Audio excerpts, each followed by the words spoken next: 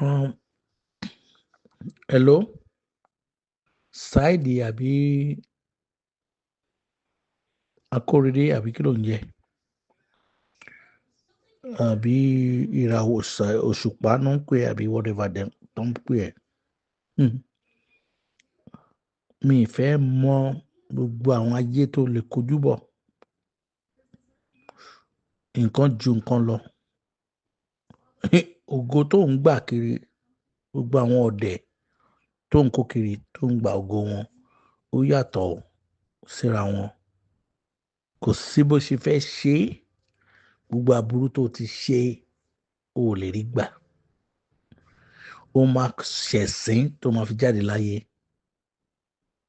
Èmi ò mọ̀ pé ní ibi ni ẹ́ kí n tí bá ẹ ṣe. Ọlá bàbá ẹ lèmi fi bá ẹ ṣe. Ó máa ń wá wòran mi tí máa ń ṣeré ni. Èmi ò mọ̀ pé èèyàn rádaràda olórí burúkú ẹ̀dá ayé ni ẹ́. Gbogbo àwọn tájọ́ ṣe ń gbà yẹn, ọ̀rọ̀ ẹ ló da gbogbo wa rú. Orin wèrè tó rò pé ó mọ̀ kọ, ó mọ̀ kankan kọ one way musician ni ẹ̀ o. Ní tí mò ń sọ yìí, play for anybody. Gbogbo àwọn ẹbí mi tó ti lọ kó mọ́ra, tó ti lọ fún wọn lówó kọ́ mọ́ sọ̀sọ́kúsọ nípa mi. Wàá sunkún o. Ọ̀rọ̀ ẹ kàn bá mi níjẹ́ pé torí tó ń ṣe ó máa bí àwọn ọmọ ẹ̀ tó jẹ́ ayé àwọn ọmọ ẹ̀ náà máa bàjẹ́. Àwọn èèyàn tó wà níta wọ́n rí ẹ bí èèyàn, wọn mọ̀ pé ẹranko ni ẹ́.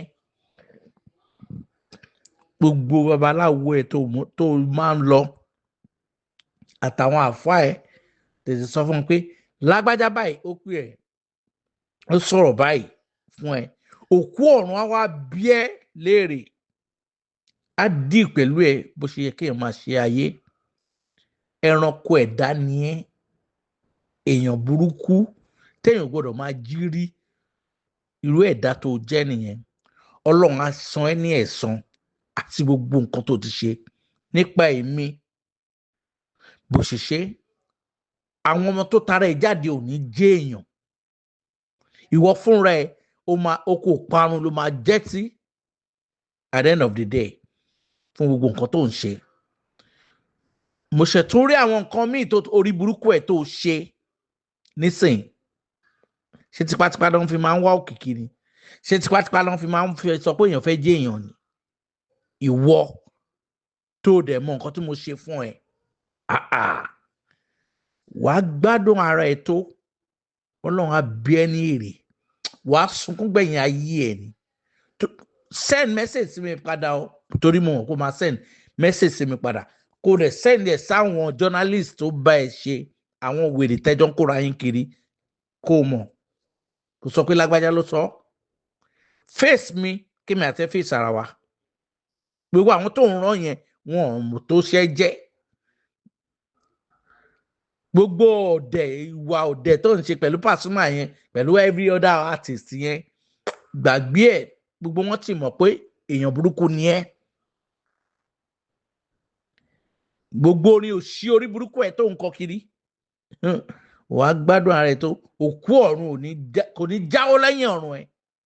Àdàbí ẹranko ẹ̀dá. Get out of my phone.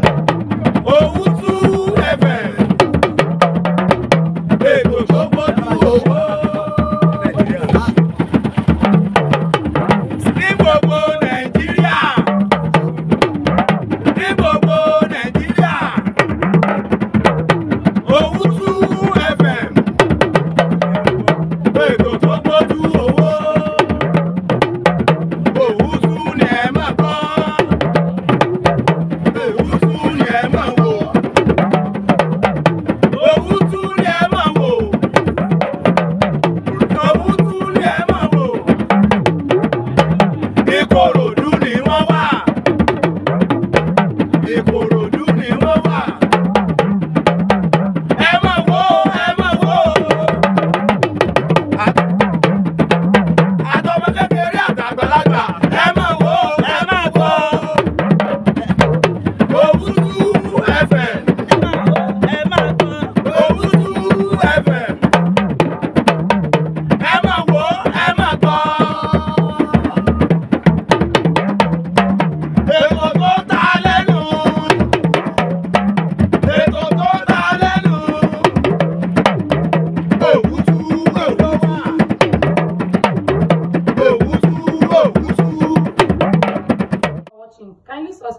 YouTube channel, Owutu FM Lagos. Bye.